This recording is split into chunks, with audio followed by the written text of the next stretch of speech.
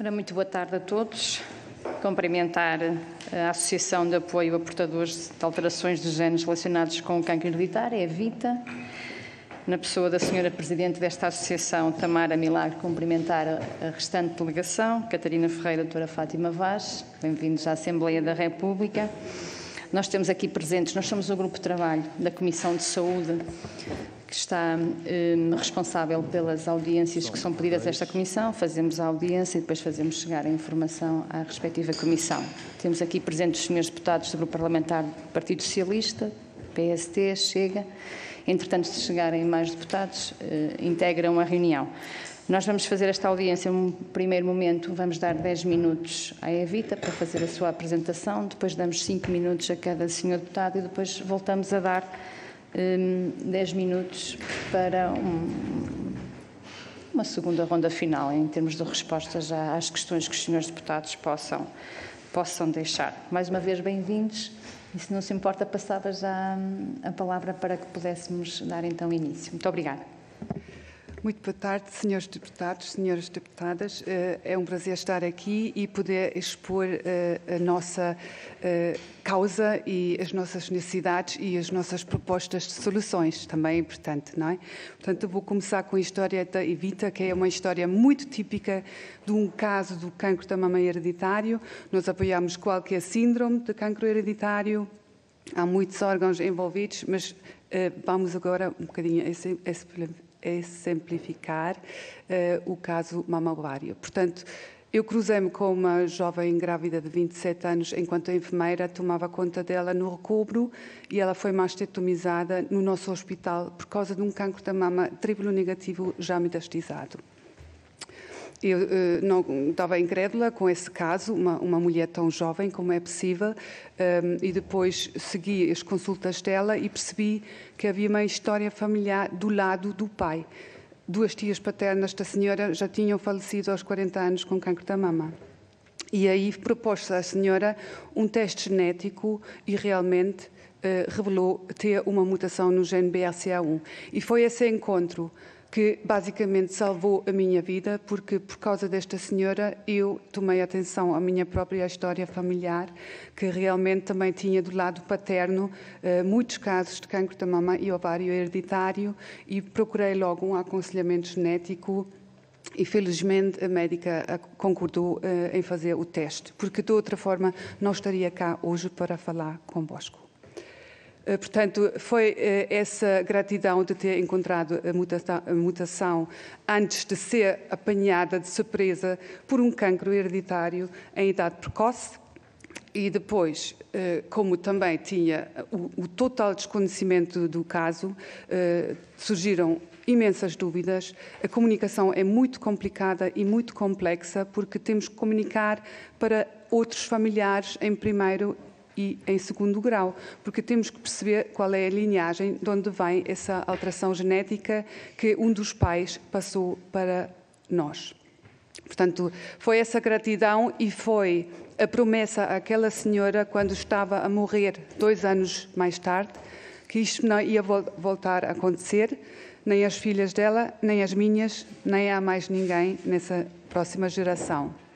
E essa motivação astronómica, como devem calcular, dá uma força bastante grande e acreditamos que conseguimos reduzir cada vez mais os casos e também, um dia, quem sabe, acabar com o cancro hereditário. Temos 2 cenários bem diferentes no cancro hereditário. O assim chamado pré-vivente é o meu caso. Eu consegui apanhar a mutação antes de ter sido apanhada pelo cancro. E depois, quem não tiver a mesma sorte, torna-se num sobrevivente, que passa por tudo isto, com o primeiro cancro, um segundo cancro, a metastização, morte precoce por cancro metastizado. E, na maioria dos casos, quase sempre, são pessoas que têm filhos menores em casa, ou então não têm filhos. Portanto, a pré-vivente é o meu caso. Eu sou uma sobrevivente à predisposição de desenvolver cancro hereditário. Eu não tenho nenhuma doença, mas eu tenho uma espada a pairar por cima da cabeça. Portanto, há decisões para tomar, há vigilância precoce específica para fazer, conforme linhas orientadoras. Depois existe a possibilidade de uma prevenção química e as cirurgias preventivas. Mas aí também quais cirurgias, quando é a melhor altura, nunca é, posso já garantir, onde fazer, como posso fazer substituição hormonal, estas coisas todas. Porque, de facto, no caso da mutação BRCA, nós somos obrigados a tirar os ovários mais tarde aos 40 anos com mutação BRCA1, porque não há um diagnóstico precoce no cancro do ovário ainda hoje em 2022. Portanto, vamos para uma menopausa cirúrgica precoce com um decréscimo significativo na qualidade de vida. Mas isso é só uma das vertentes. O planeamento familiar. A legislação portuguesa permite um diagnóstico genético pré-implantação, pelo que é possível selecionar embriões livres da mutação. BRCA não é a pior das mutações, há outras mutações que dão cancro logo desde cedo, cancro pediátrico e ao longo da vida toda em vários lugares. Portanto, vale a pena. Depois, o cenário da sobrevivente. Doente com cancro hereditário, é doente e muito doente em idade precoce. As decisões terapêuticas são relativamente ao tratamento, a cirurgia oncológica, mais a cirurgia preventiva. A oncofertilidade é uma temática que nem sempre está devidamente abordada pelos médicos, porque também em pessoas jovens, um cancro diagnosticado, um profissional quer começar a tratar o quanto antes. Mas tivemos vários relatos de senhoras que nem sequer foi posta a possibilidade de preservar a fertilidade, que é fundamental manter para ter uma luz ao fundo do túnel, porque estão no início de uma viagem muito complicada e a perspectiva de ainda ser mãe, depois disto tudo superado, é muito, muito bom e curativo.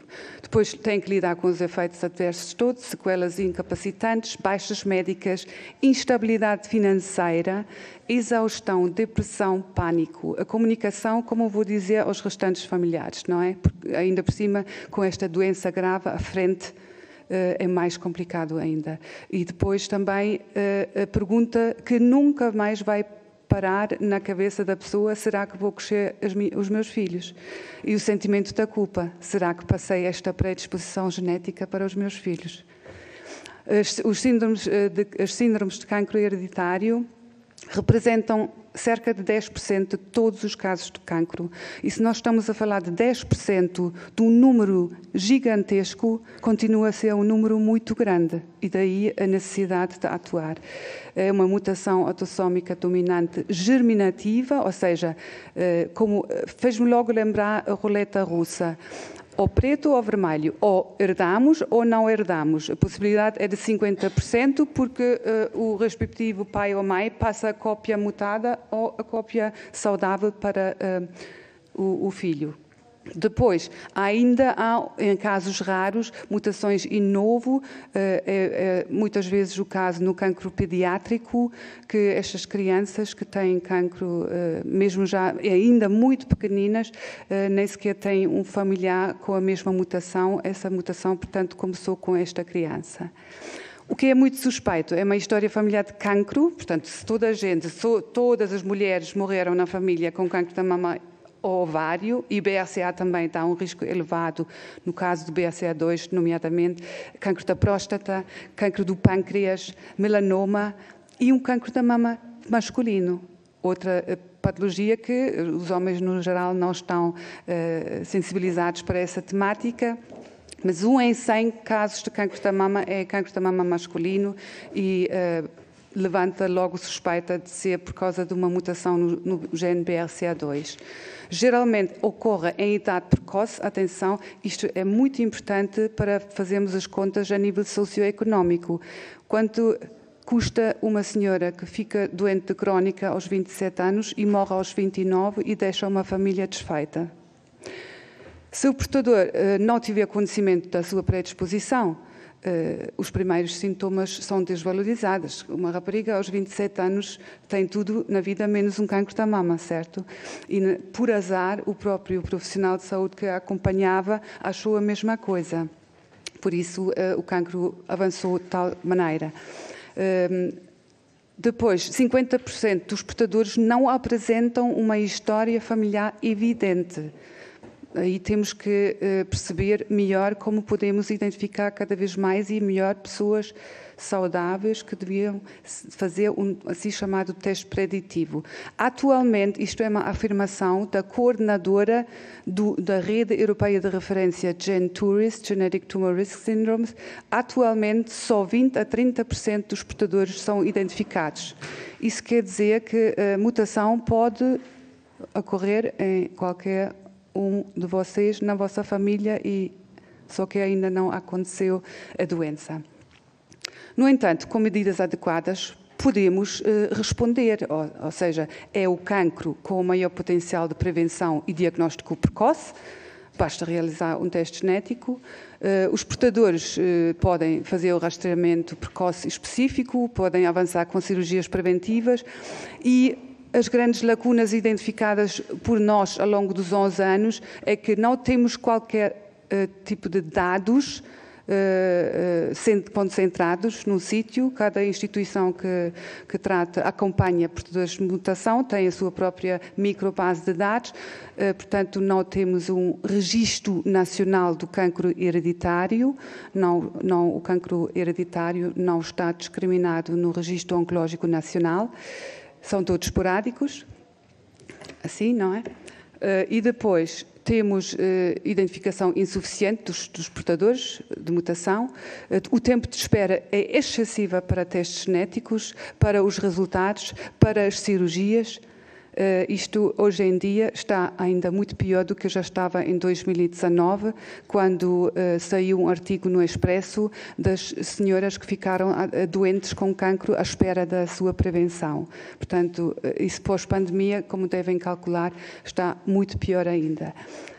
Depois, entretanto, temos um novo conhecimento, há muito mais genes do que BRCA envolvidos no cancro hereditário, isso tem que ser tudo atualizado.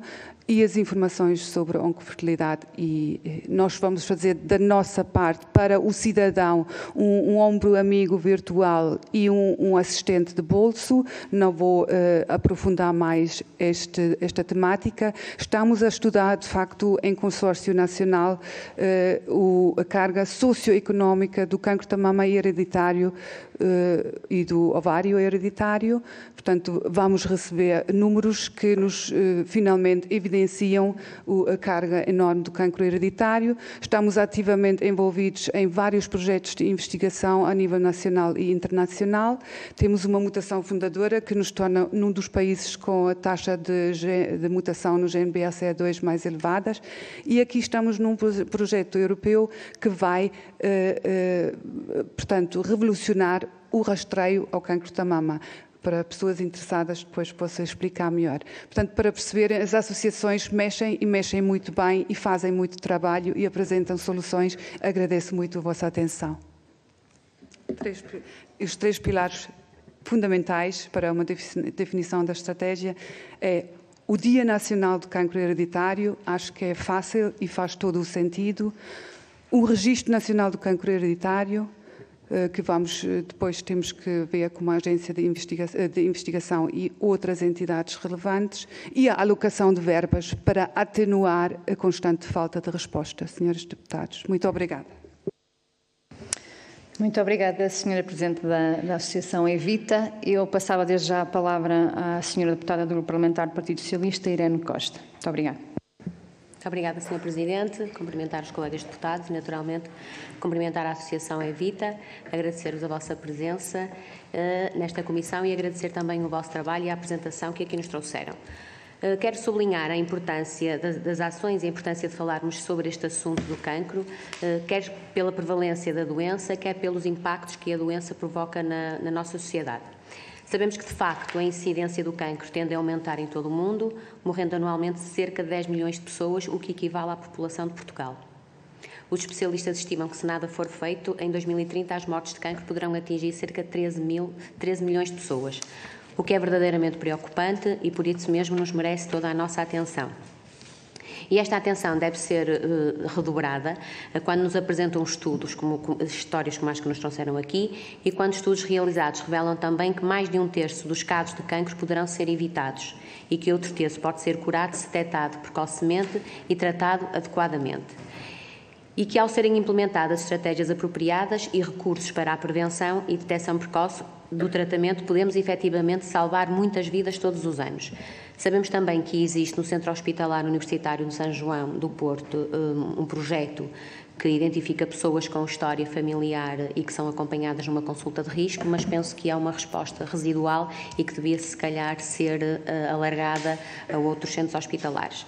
Portanto, neste sentido, eu queria parabenizar a Associação pelo trabalho que faz na área da prevenção, designadamente com o lançamento no site do Portal do Cancro Hereditário, que é uma ferramenta fácil, porque estamos na era também digital e que os jovens também procuram neste sistema. Também pelo trabalho realizado como parceiros na Sociedade Portuguesa de Oncologia no Programa de Genética e Cancro, que tem por objetivo uniformizar a prática clínica do diagnóstico genético e garantir a universalidade dos cuidados a doentes a portadores de síndromes hereditários do cancro. Sem dúvida, são estas ferramentas importantes e que permitirão avançar no estudo sobre esta doença. Quero também dar aqui nota da importância do impacto da doença a todos os níveis, a níveis psicológicos, familiares, sociais e económicos. Económicos tanto para os prestadores como para os cidadãos. E neste sentido, quero também gratular-vos pelo projeto que fazem parte sobre o impacto socioeconómico do cancro hereditário e do ovário. É um estudo que permitirá calcular o impacto real do diagnóstico, da prevenção e do tratamento do cancro hereditário, nas finanças dos hospitais, no Sistema Nacional de Saúde, na qualidade de vida dos doentes e portadores e na sociedade em geral. E aproveitava já para vos perguntar se já existem resultados sobre este estudo. Penso que é recente, penso que é de 2021, mas penso que quando houver esses resultados que nos farão chegar. A solicitação que nos fazem é para a implementação do Dia Nacional e eu queria referir aqui uma questão que me suscitou uma certa curiosidade. Nós temos o Dia Internacional da Criança com Cancro, que já é sinalizado a 15 de fevereiro e que tem como objetivo ajudar as crianças vítimas de cancro. Temos também o Novembro Azul, cujo foco é a consciencialização da saúde do homem, muito em especial a prevenção e diagnóstico precoce do cancro da próstata. Temos o Outubro Rosa, em que assinalam 3 datas importantes: o 13 de outubro, o Dia Mundial do Cancro da Mama, o 15 de outubro, o Dia da Saúde da Mama e o 30 de outubro, Dia Nacional da Prevenção do Cancro da Mama. E temos também o Dia Mundial do Cancro, que se celebra a 4 de fevereiro, que pretende capacitar e unir a população para enfrentar um dos maiores desafios da saúde pública, consciencializar melhor a educação e promover a ação pessoal e coletiva na luta contra o cancro. Neste sentido, e sem desmérito naturalmente pelo vosso trabalho, perguntar-vos se as vossas ações não poderiam ser englobadas neste Dia Mundial do Cancro e se há algum estudo de impacto financeiro sobre estas propostas que nos falaram agora aqui nos pilares, se há algum estudo de quanto é que isto custaria implementar estas pretensões que aqui nos fizeram, que nos trouxeram. Muito obrigada. Muito obrigada, Sra. Deputada. Eu passo a palavra agora à Sra. Deputada Cláudia Bento, do Partido Social Democrata.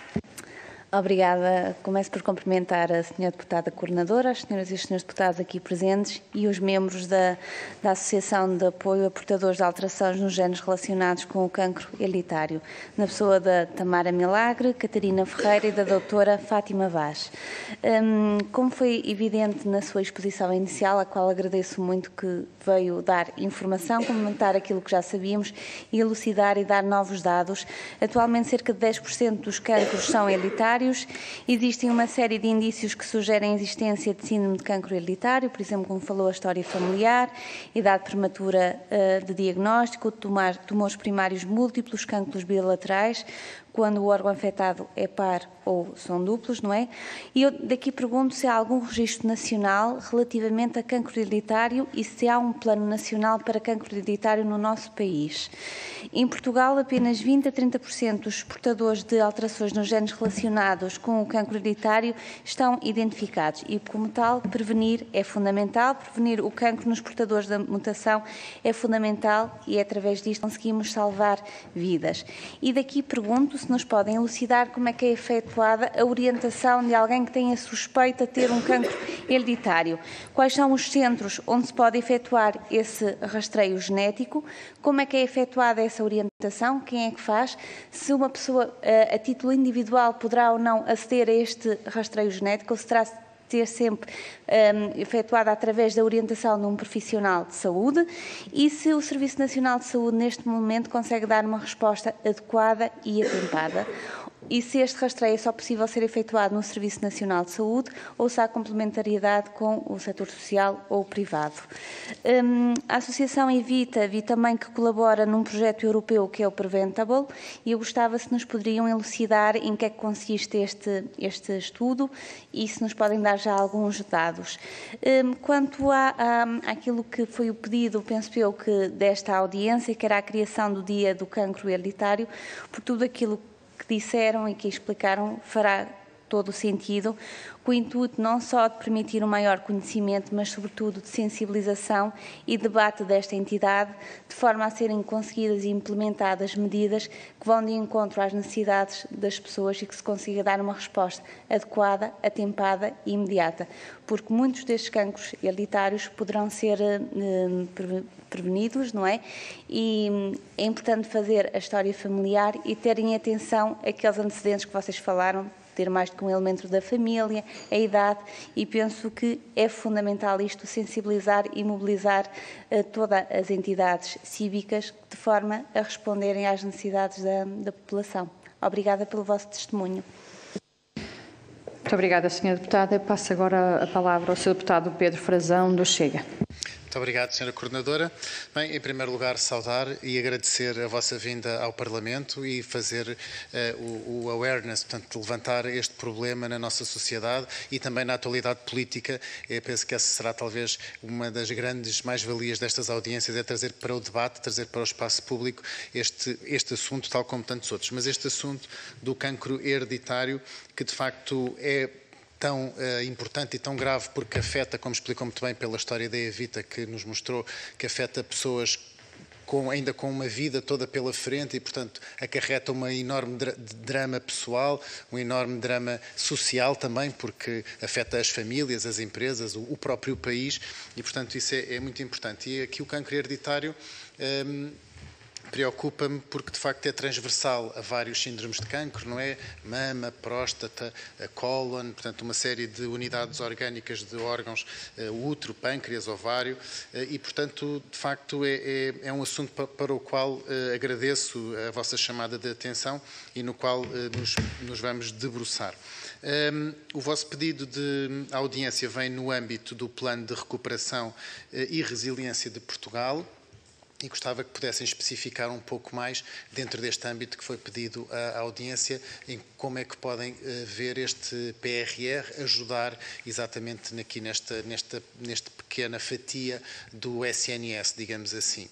E entrando em linha de conta também com o SNS, perguntar se neste momento o grande número de diagnósticos que são feitos para o cancro hereditário, se são de facto feitos no SNS ou se são as pessoas, através dos seus próprios meios, que através da medicina privada ou de laboratórios, laboratórios de análise clínica privadas, obviamente com prescrição médica para os rastreios genéticos, penso eu, mas como é que é feito neste momento a abordagem na prevenção e no diagnóstico e na identificação desta predisposição genética. Depois também gostava de lhe perguntar falou nos vários mecanismos que depois se podem ter quando se identifica uma pré-vivente, não é? Um pré-vivente, portanto, as terapêuticas de prevenção, as cirurgias de prevenção, a quimioterapia, as terapias químicas de prevenção, também falou em terapias hormonais e em que medida é que neste momento todas essas profilaxias, digamos assim, estão disponíveis aos pacientes também, tanto no Sistema Nacional de Saúde, nesses dois ramos, no privado e no particular, como é que se vê neste momento e para onde é que devemos evoluir na sua opinião? Ou seja, se neste momento existe uma universalidade no acesso a este tipo de profilaxia, que penso que é um dos objetivos, deve ser um objetivo não só da vossa associação, mas de todos nós, enquanto responsáveis políticos em Portugal. Finalmente, para abordar aqui uma questão, a única questão que me pareceu mais delicada na sua apresentação, que agradeço muito, foi muito interessante ver-se que fala com um enorme conhecimento de causa, com paixão pela causa e que acredita naquilo que está a dizer, isso é muito motivador e muito engaging, digamos assim, mas o único reparo que me fez pensar muitas coisas me fizeram pensar de uma forma positiva, mas a única coisa que me fez pensar de uma forma menos positiva foi quando abordou a seleção de embriões, e não sei se já alguma vez pensou que quando a senhora enfermeira estava a ser concebida, se tivesse sido selecionada como embrião, não teria sido selecionada. Portanto, a sua vida não estaria a ser vivida e não estaria a poder fazer isto que está a fazer aqui agora connosco e ter este impacto positivo na sociedade, na política, em tudo mais. E, portanto, a mim, quando me falam em seleção de embriões, eu fico sempre com um pendor positivo, porque, de facto, pode-se erradicar uma doença com predisposição genética, mas, por outro lado, podemos estar a cair na eugenia, na prática da eugenia e na não deixar que algumas vidas se cumpram de seres humanos que estão numa fase de desenvolvimento mais precoce, mas que não deixam de ser seres humanos por isso. E, portanto, todo esse estatuto de proteção do embrião é algo que penso que possa ser discutido e até o Conselho Nacional para as Ciências da Vida tem várias publicações nessa matéria e que devem ser também tidas em conta. É apenas uma reflexão que lhe deixo, não é nenhum reparo, nem nenhuma crítica. Espero que não entenda como tal. Relativamente aos três pilares que apontou, portanto, a criação do Dia Nacional do Cancro Hereditário, o Registro Nacional parece-nos também bastante importante, mas o último, de facto, é o que mais importa, não é? Portanto, a alocação de verbas do Orçamento de Estado para que todas estas políticas possam, no terreno, desenvolver-se e pugnamos para que isso aconteça brevemente, quiçá no próximo Orçamento de Estado. Muito obrigado. E, mais uma vez, obrigado pelo vosso contributo. Obrigada, Sr. Deputado. Passo agora a palavra para poderem organizar a resposta como entenderem. Bom, eu quero agradecer, Sra. Deputada, e agradecer a todos os senhores deputados da Comissão Parlamentar de Saúde esta oportunidade. Quero também agradecer à Evita. Eu não sou da Evita, eu estou aqui a representar a Sociedade Portuguesa de Oncologia, da qual eu faço parte de duas comissões nacionais, há incompatibilidades. Eu não faço parte dos corpos sociais da Sociedade Portuguesa de Oncologia. No entanto, desde março, abril deste ano, coordeno um grupo de trabalho, que é exatamente o grupo de trabalho de cancro hereditário, que tem tido ao longo dos anos uma relação com grupos de doentes, com associações de doentes e também com outras entidades. Estou aqui porque, com conhecimento da direção da SPO, porque o plano de atividades que o Grupo de Trabalho de Cancro Hereditário submeteu para a aprovação da direção e que, pela informação que tenho, e portanto posso falar sobre isso, vai ser aprovado, tem como principal objetivo a promoção da literacia genética. E, portanto, já antes, o grupo anterior apoiava a Evita na proposta de criação do Dia Nacional de Cancro Hereditário. O grupo atual tem várias iniciativas no sentido de promover a literacia genética e, quando estamos a falar de literacia genética, infelizmente não estamos a falar de pessoas não técnicos de saúde. Há mesmo muita iliteracia genética em pessoas muito ilustres que têm funções muito importantes e que prestam cuidados a doentes. Portanto, a literacia genética deve ser transversal e, portanto, nós estamos já, o grupo tem algumas iniciativas neste momento restritas a profissionais de saúde, queremos alargar o âmbito para fora dos profissionais de saúde e achamos, mesmo como a senhora deputada, tirei notas dos vossos nomes, como a senhora deputada Irene Costa disse, é verdade que há uma enormidade de dias mundiais, não é? De dias nacionais, mundiais, europeus, whatever. E eu vou-lhe dizer, Sra. Deputada, que pessoalmente até era muito crítica da utilidade desses dias. A genética, no entanto, não só interessa muito a toda a gente, como é muito importante para as pessoas. Eu faço consulta, eu vejo estas pessoas no IPO de Lisboa, onde treinámos algumas pessoas de São João. Portanto, nós temos uma consulta de risco no IPO de Lisboa e temos, aliás, muito boas relações com o São João. Isto é muito importante para as pessoas que sofrem isto, portanto, mas as pessoas queixam-se de que toda a gente fala em genética, mas ninguém os compreende, ninguém compreende as verdadeiras necessidades deles. E, portanto, como é que nós promovemos a literacia global? Eu penso que uma iniciativa como esta, específica, pode, de facto, contribuir para isso. E, portanto, o grupo apoia claramente a Evita neste assunto. É verdade que, eu faço parte de um grupo, eu sou assistente graduada sénior no IPO de Lisboa, onde temos há 22 anos um programa da Clínica de Risco, e nós tínhamos uma consulta chamada Consulta de Risco Mama-Ovário. Agora chamamos Mama-Ovário e Próstata, porque os homens aqui sempre foram negativamente discriminados. Aliás, não se sabe quantos homens terão morrido com cancro de próstata evitável. Nós até mudámos o nome à consulta, mas, de facto, nós, nos dias que já existem nacionais, somos sempre convidados para o Dia Nacional do Cancro da Mama. O Novembro Azul, eu nem sabia que existia. E é muito... Não, percebe? Portanto, de facto, a ideia... Mas acho que a senhora deputada levanta aqui uma questão muito importante. Se este dia existir, tem que ter consequência. Não é um Novembro Azul que não sei se as pessoas sabem. Mas pronto, portanto é só para explicar como estou aqui. Sobre algumas questões em que poderei eventualmente eu ser a responder, e se a Tamara não se importa, eu escolho algumas.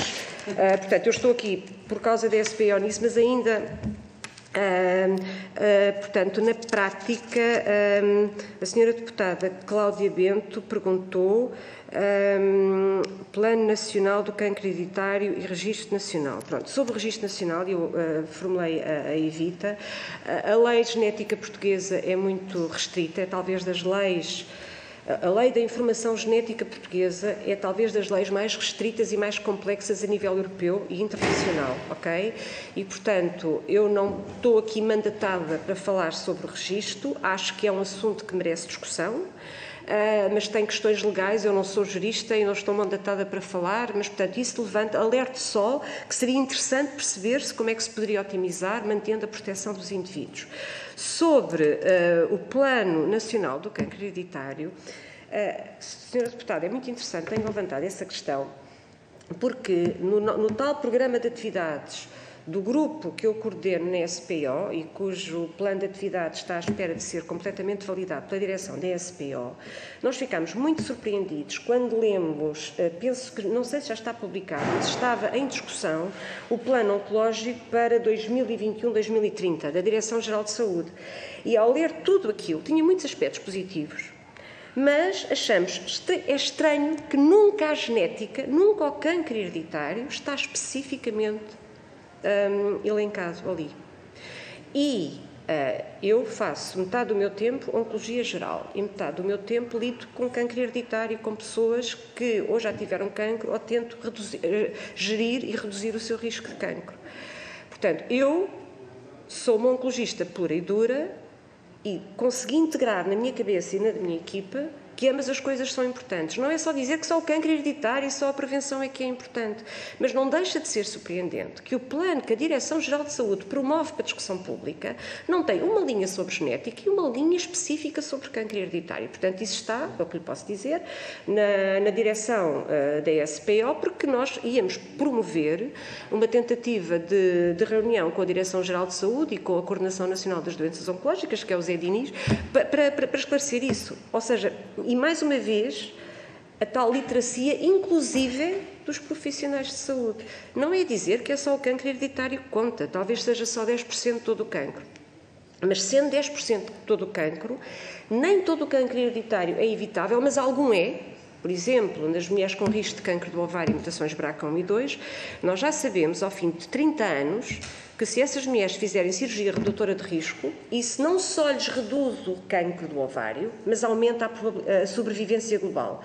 Na mastectomia redutora de risco isso não está tão claro, porque uma coisa é diminuir o cancro, outra é saber se as pessoas mesmo assim vivem mais com menos cancro, não é? Mas, portanto, já há casos muito concretos em que nós podemos aumentar a sobrevivência e não só reduzir o risco de cancro. E, portanto, é surpreendente como no século XXI o plano oncológico da Direção-Geral de Saúde até 2030 não tem uma linha sobre genética. Eu fiz um comentário na altura, não sei se isso foi incorporado. Portanto, talvez, por isso é que eu já não me preocupo só, agora eu até acho agora que alguns leigos, e principalmente pessoas destas famílias, poderão ensinar muito aos seus médicos assistentes sobre literacia genética. Portanto, eu acho que nós temos que olhar para o tratamento, ou seja, não é só a prevenção versus o tratamento. Aliás, há um estudo muito interessante, não é? Dizia-se, a sobrevivência por cancro de mama melhorou. E os radiologistas diziam, claro, nós agora fazemos mamografia de rastreio, detectamos mais precocemente e vocês curam mais. E os oncologistas dizem, nada disso. Vocês estão só a identificar cancros de mama que poderiam nunca dar sintomas, é o nosso tratamento que melhorou, que aumentou a sobrevivência. Há um estudo do New England que demonstra que provavelmente ambas as coisas contribuíram para a melhoria da sobrevivência. Portanto, o que eu acho é que não é sermos louquinhos pela genética, mas também não deixar de fora do plano nacional. Como é efetivada, eu vou já acabar, se calhar, como é efetivada a referenciação e quais os centros? Pronto, na prática, eu não estou aqui a falar pelo IPO de Lisboa, mas o que lhe posso dizer é que existem alguns centros compreensivos. Por exemplo, o IPO do Porto tinha uma consulta de genética e depois as doentes identificadas. O IPO do Porto faz, desde há mais de 20 anos, como o IPO de Coimbra um pouco depois, o CHUC e o Hospital de São João. O Hospital de São João e o IPO de Lisboa têm uma estrutura semelhante, nós falamos muito com eles, já houve pessoas que montaram, não consultas de risco, mas pelo menos há pessoas que especificamente seguem estas doentes, mas portanto eu diria que nos grandes centros o acesso ao teste genético não é difícil. E, respondendo também já às perguntas do Sr. Deputado do Chega, é muito interessante a pergunta que faz sobre a universalidade do acesso. A universalidade do acesso, de facto, eu tenho essa discussão todos os dias com o meu Conselho de Administração, não posso dizer mais, porque eu não quero receber doentes de fora do IPO. Nós, quando havia poucas doentes referenciadas, conseguíamos testar todas. Este ano já testámos 1000 amostras, temos as mesmas 3 pessoas que temos nos últimos 20 anos, o que fizemos foi otimizar a metodologia, não conseguimos otimizar mais. Mas, se é verdade que vários hospitais da Zona Sul nos referenciam doentes porque não querem pagar o teste genético, nem querem ter lá geneticistas, porque um teste genético custa dinheiro, nós achamos que faz parte do serviço público a nossa obrigação fazer isso. Também é verdade que a ADSE não paga o teste genético, as seguradoras não sei se o pagam, acho que não pagam, mas as pessoas não querem que a sua seguradora saiba que tem uma alteração genética que podem transmitir aos filhos, seja conhecido. As pessoas não confiam na privacidade dos portugueses, eu também não confio assim tanto como isso, pelo que tenho vivido, e, portanto, as pessoas querem fazer, mesmo CUF Descobertas, Hospital da Luz, por exemplo, mandava-nos os doentes, agora tem lá uma colega que é diretora de serviço da genética, eu acho que eles se articulam com Santa Maria, mas nós temos feito teste genético a muitas pessoas do privado, seja porque os seguros não o pagam, seja porque as pessoas se sentem mais confortável em o fazer no serviço público. E eu diria que, é assim, face aos Estados Unidos a universalidade do teste é muito maior, face a outros países europeus, a Tamara diz que só 20 a 30% dos portadores de mutações são identificados, eu acho que isso será heterogéneo na Europa. Mas, por exemplo, quando a Angelina Jolie fez aquela coisa há uns anos, não é? Foi surpreendente. Nós o nosso programa dura desde 2000 e houve pessoas que não são pessoas universitárias, pessoas que são agricultores ali de Ponte Sor, houve pessoas que apanharam o expresso de propósito só para nos ir agradecer e nós não percebíamos porquê. Eles diziam, doutora, eu nunca pensei, como isto é dado de borla no serviço, aqui no hospital, isto é público, eu nunca pensei que aquilo que me fez há uns anos fosse tão importante. E eu percebi com isto uma coisa, a Angelina Jolie fez aquilo porque nos Estados Unidos só uma empresa que era a Myriad Genetics elas tinham patenteado a sequenciação dos genes BRCA, que nunca ninguém tinha patenteado a sequenciação dos genes, e tinham o monopólio do comércio dos testes genéticos nos Estados Unidos, que era um valor obsceno. Ela fez aquilo porque o Supremo Tribunal estava a decidir se mantinha o monopólio daquela empresa ou não. E ela conseguiu que deixasse de ter o monopólio, agora é mais barato e mais gente tem acesso. E só aí é que eu percebi, com aquelas doentes que de facto nós damos acesso. Estamos a ficar com menos recursos, e os recursos estão a escassear, porque neste momento, digamos que a indicação para teste é muito maior do que era há 20 anos. E só para terminar, nós ainda mantemos a autorreferenciação, porque os médicos, muitos enfermeiros, muitos farmacêuticos não têm literacia. Havia, aliás, muitos doentes que dissuadiam as suas doentes de vir a uma consulta de risco e fazer teste. Há que iam ficar muito nervosas. E por causa disto, nós temos um e-mail no meu centro, não sei se é assim, mas sei que, por exemplo, o SHUC, o Serviço Genético do Serviço Hospitalar Universitário de Coimbra, do professor Jorge Saraiva, aliás, nós éramos os 2 únicos serviços, durante muito tempo, do Serviço Nacional de Saúde, que não exigia a referenciação médica por causa disto. Porque não estou a dizer que fazemos teste a toda a gente, mas vemos ou seja, fazemos a seriação através dos critérios de referenciação. Não, perguntamos ouça, vamos lá ver se tem indicação para vir à consulta. Porque havia muitos colegas que estavam contra as pessoas ir à consulta. Mais uma vez, a literacia. Obrigada, muito obrigada. Muito bem, doutora, muito obrigada. Então, para terminarmos... Vou ser muito rápida. De facto, a decisão de fazer um aconselhamento genético é da própria pessoa e não do profissional de saúde que acha que não deve fazer. A mesma coisa passa-se com o diagnóstico genético pré-implantação. A legislação prevê para síndromes de cancro hereditário e só quem passou por isso e perdeu todos os familiares com sofrimento e morte precoce por cancro hereditário. O senhor deputado mencionou que não estaria cá se os meus pais tivessem... E também não fazia falta. O que não se conhece, não existe, não faz falta. Portanto, eu acho que esta possibilidade, uma vez que está prevista na lei, tem que se dar aos pais. A nós chegam os pais que dizem: nós temos filhos com esta mutação, nunca na vida. Não foram informados, portanto, a decisão é das pessoas, mais uma vez.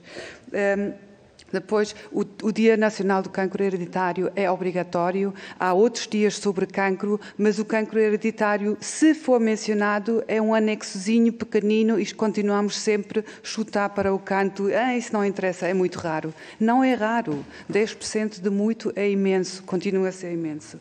E depois, muito rapidamente, o projeto Preventable, que é outro projeto europeu, aquele que eu mostrei é outro, mas o Preventable vai investigar síndromes de cancro hereditário raríssimos, que são mesmo muito raras, que pouquíssimos profissionais até têm conhecimento disso, e também é comprovar o quanto vale identificar esses portadores de mutação antes que seja tarde, uma vez que é tão raro. É no âmbito também da rede europeia de referência Genturis que este trabalho está a ser desenvolvido.